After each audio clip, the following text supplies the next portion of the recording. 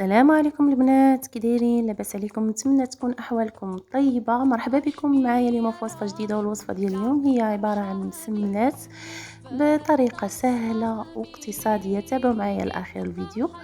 وبطبيعه الحال غنقول لكم ما تنساونيش من اللايك ديالكم والدعم ديالكم الى عجبكم محتوى الفيديو محتوى القناه.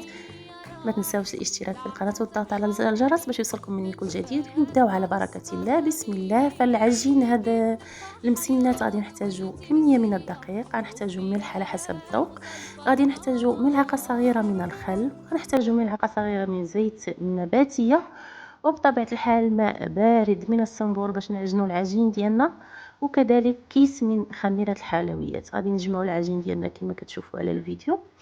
ما غادي نلكوش بزاف، ما غاديش نخسروا معاه بزاف ديال الوقت. غادي نهزوه ونديروه في طاسه اولا في بلاستيك غذائي ونخليوه يرتاح.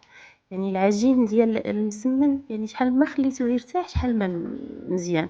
فكما كتشوفوا العجين هنايا تطلق، فغادي نشكلو على شكل كويرات كما كتشوفوا، ونخليه يرتاح واحد 15 دقيقه ونرجع نطلقكم معكم. من بعد ما ارتاح ليا العجين او الكويرات، فغادي نبدا نطلق المسمنات ديالي كما كتشوفوا. فانا ما غادي نحتاج لا الزبده ولا زيت نباتيه، فغادي نطلق المسمنات ديالي بزيت الزيتون والسميده، يعني سميده رقيقه.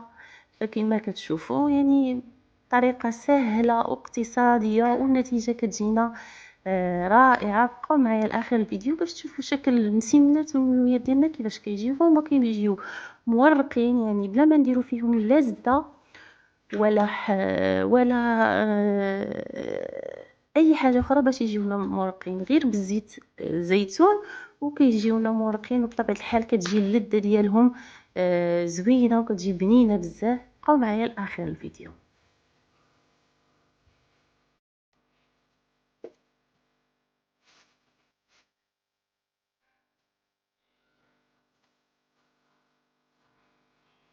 فالوصفه ديال اليوم وصفه سهله. كنعرفوا بان كلشي المغربيات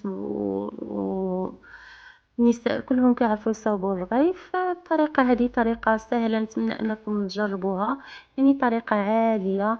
انا تعودت بانني كل يوم نلوح فيديو على القناه ديالي. اليوم قلت غادي نصاوب اي حاجه الزبه وغادي نلوحها هكا في الفيديو، باش نشارك معكم مسمنات عاديين مطبوخين بزيت الزيتون اللي كيجيو هائلين في المذاق وكذلك الشكل ديالهم.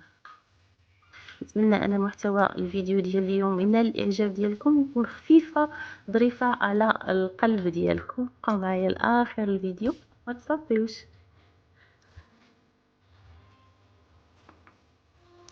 فمن بعد ما شكلت الرغيفات ديالي، غادي نوضع المقله الثقيله على النار ونخليها تسخن مزيان، وغادي نوضع رغيفه برغيفه تيطيبوا.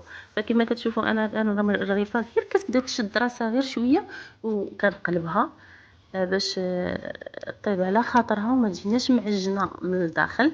كنبقى ندورها شويه بشويه باش كتعطينا داك اللون الذهبي، اللون المحمر ديال الرغيف. كنطيب المسمنات ديالي كما كتشوفوا.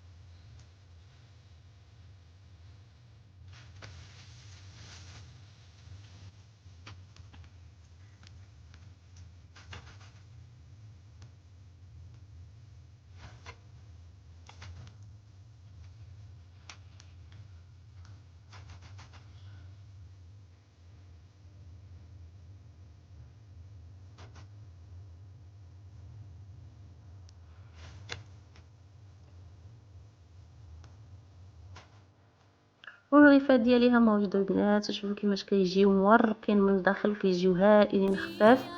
نتمنى انكم تجربوهم في هذه الطريقه. وهادو الملويات اللي صاغبت كذلك نتمنى انكم تجربوهم. وغادي نقول لكم الى عجبكم محتوى الفيديو ديال اليوم ما تنسونيش من الدعم ديالكم. مع السلامه في وصفه اقتصاديه وسهله ان شاء الله.